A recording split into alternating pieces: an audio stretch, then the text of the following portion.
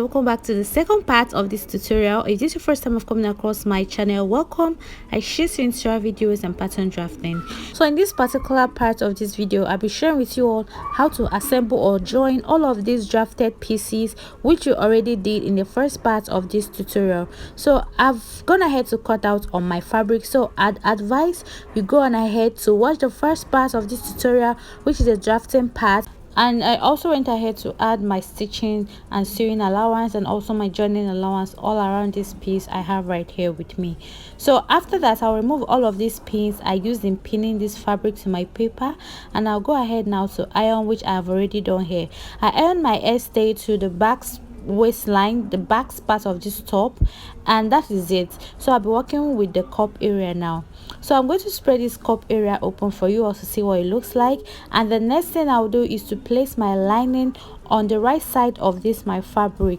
So I'll place the lining and I'm going to stitch the neckline area just the way you see me point, and also the sides, the neckline area and also the sides alone. So I'll do it for the two parts of this cup, and I'll also get the back parts of this my top, and I'm also going to stitch the neckline area. I'll stitch the sides, and I'll also stitch the base of this my back bodies. So guys, I've gone ahead to do this and also iron this out. After stitching all the parts, I went ahead to bring it out from the armhole. So the same thing I did for the cup part of my top. So now for the back area of this my top, I'm going ahead now to also stitch it all around. So I'll bring it and place my lining piece on the right side of this my fabric, and the next thing I'll do is to arrange this properly. Once it's arranged properly, I'll go ahead and stitch that part. I'll stitch that part, and I'll also stitch the base of this my back's waist. So I used half of an inch to stitch the base, and I used quarter of an inch to stitch the side. So because we are going to turn this up, okay, so just quarter of an inch for the sides and half inch for the base. So I'll go ahead and flip this to the right side and also quickly go on ahead to iron this out so it gets flat. So watch how I just stitch this. Please, this is also the way you should stitch yours. So after ironing it down, you can see what I have. This looks flat and beautiful. So the next, I'll work with the cup area of this my top. So you can see that I have these straights at both ends of this my cup area. This is because I ran a gather stitch at the top of this my fabric. Reason is because I'll be pulling this through. If you have not forgotten, remember I spread this by 3 inches. So by the time I pull all of this through, is going to be equal with my back area. So you can see what I mean right here. So all I'm going to do is to take note of the zip allowance of half of an inch which I marked earlier. So I'm going to use my chalk and make a mark right there, and I'm going to start pinning from that chalk which I marked right there. So that's where I'll start pinning, ensuring that everything aligns at the top of this my back's area of my top. I'll just name it that, okay. So I started pinning from the chalk where I marked, okay. I didn't start from the edge of my fabric. I started from the chalk where I marked, if you look properly. And I also pinned this right sides facing each other, the right side of my cup part facing the right side of my back area. So I went ahead to pin that part down so it doesn't shift, and I'll go ahead to arrange this properly so it aligns very well at the top of this my back's area. So I'm going to remove the lining piece. I'm just going to shift it aside. The lining piece on my back's area, I'll keep it aside, and I'm going to flip it, making sure that the right part is facing the cup part of this my dress.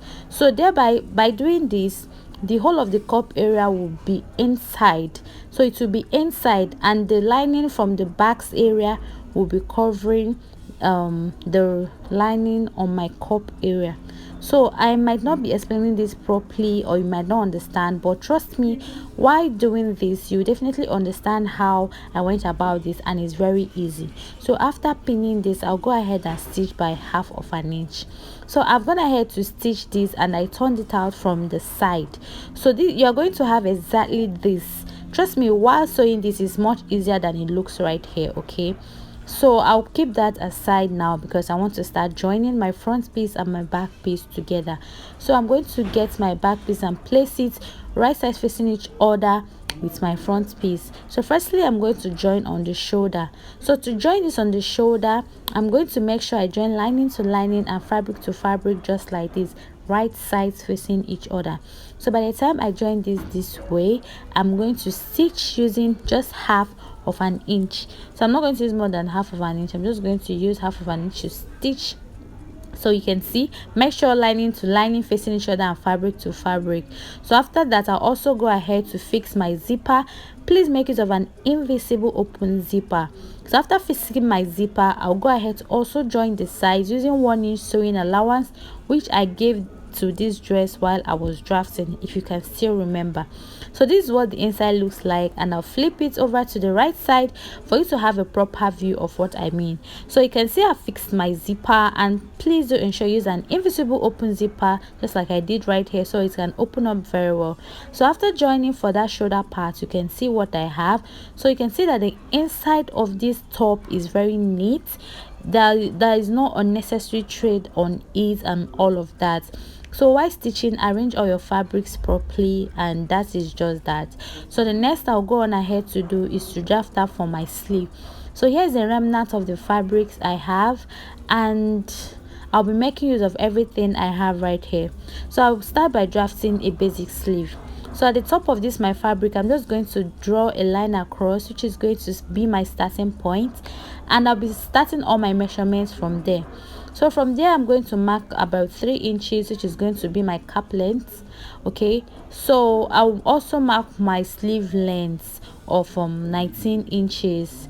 Okay, so I'll come to that okay, after extending all these lines which I marked here, I'll now come to that 3 inches cap length I marked. I'll mark about 4 inches inward like this, and from the edge of that my fabric, I'll connect like this. So you can use your curve to connect if you are not really used to a freehand. Okay, so after that, now I'm going ahead now to get my armhole of my top, and I'll measure what I have all around there.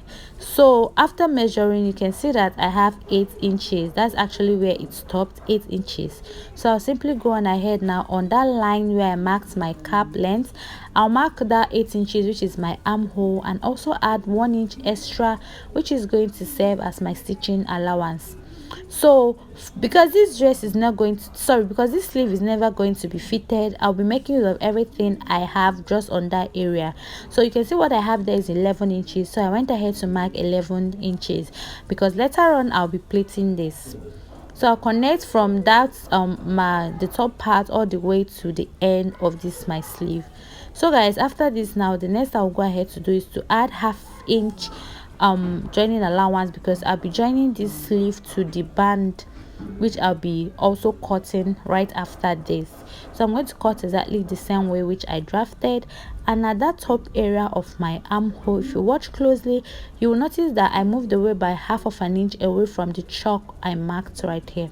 So go ahead and notch the center piece and take this aside. So the next, I'm going to be working for the band area by first of all measuring the part where the band will be fixed. So I'll try and ensure that this actually can pass through my palm without it being tight before I go ahead to cut. And here I have 9.5 inches, so this is going to pass through properly without getting tight on me. So I'll get the remnant of my fabric, and I folded this into 2. You can see how I folded into 2 this way, and I'll go ahead again to fold by the side. Okay, so I iron this flat first, and from the side I'll go ahead to fold again. So I hope you understand what I did right here.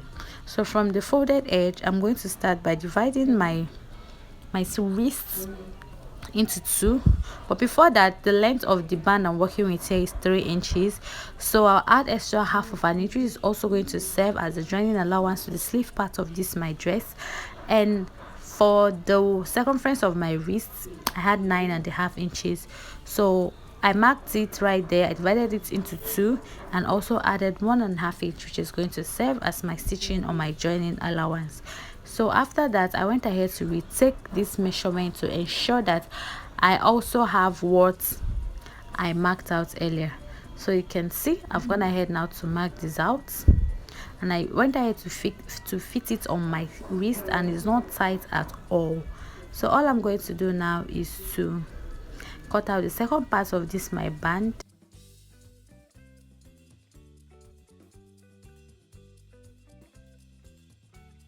So after cutting this out, I'll spread this out, and because I'm going to iron my stay to this, so I'll place my stay to this my band. That is the rough part of this stay. If you touch an stay, there is a part that is rough and there is this part that is smooth.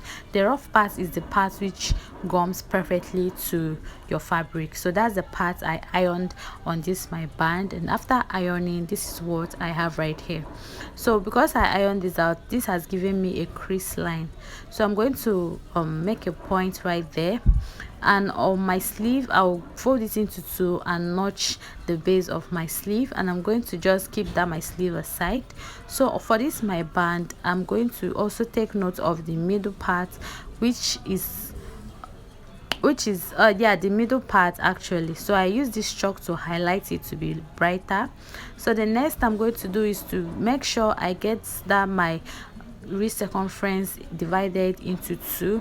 That should be about 4 3/4, right? So I divided it into two, 9.5 into 2.5, 4 3/4, I guess, and I went ahead to make a point right there. So now I know that the remaining allowance I have at the side is for my stitching allowance. So I gauged the knot part of my notch sleeve and also the middle of my band, and I went ahead to pin it at that point. And on the side of this my band, I went ahead to also pin this exactly on the point where I marked my chalk. So I'll be pleating all of this remnant on this my sleeve, on this my band, sorry, and I'll show you what it looks like. So after pleating, guys, this is what I have. I stitched using just 1/2 inch. Remember, I gave 1/2 inch while I was cutting this out. So after that, now I'm going to fold in the remaining 1/2 inch just this way, and before that I'll also go ahead and iron this out properly first. By the time you iron this out, it's going to stay perfectly, okay? So after pinning in the 1/2 inch, I'm just going to stitch on top of this band, just very close to the end of the folds, okay? So I'm going to stitch after ironing. So just take your time and do whatever it is you are doing to have a perfect and neat finishing.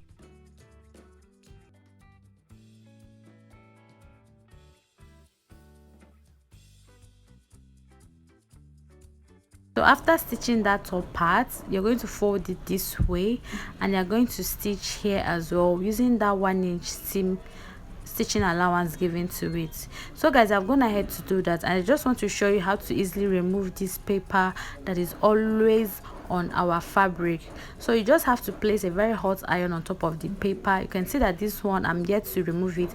So you place a very hot iron on top of the paper, and it will automatically come up on its own. So this is the easiest way of removing this paper. I just decided to add an extra info to this. So guys, after this is what I have for my sleeve, and the next thing I'll be doing is to fix this sleeve to my top. So you can see how neat this is looking.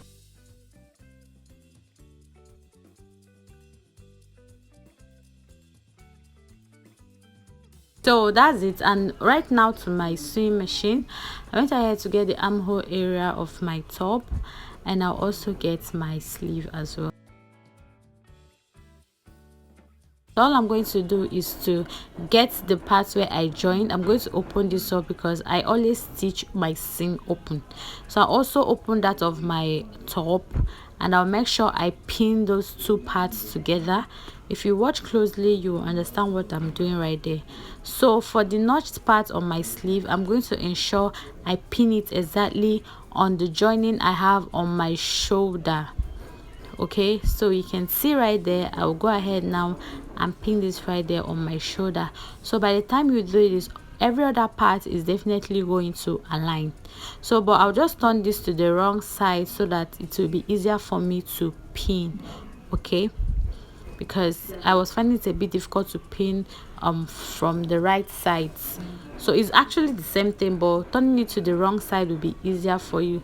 So but do ensure that if you're pinning from the right side of your sleeve is going to face the right side of your armhole or your top. Okay, so right here you can see that I flipped this to the wrong side, and I'll go ahead as well to pin all of this armhole area.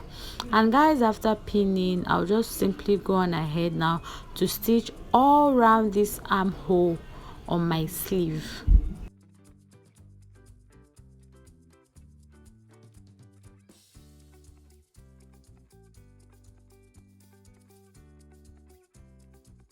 So after all the so much struggles and all of that, I went ahead to stitch all around this using half of an inch, which you all know I gave this while I was stitching.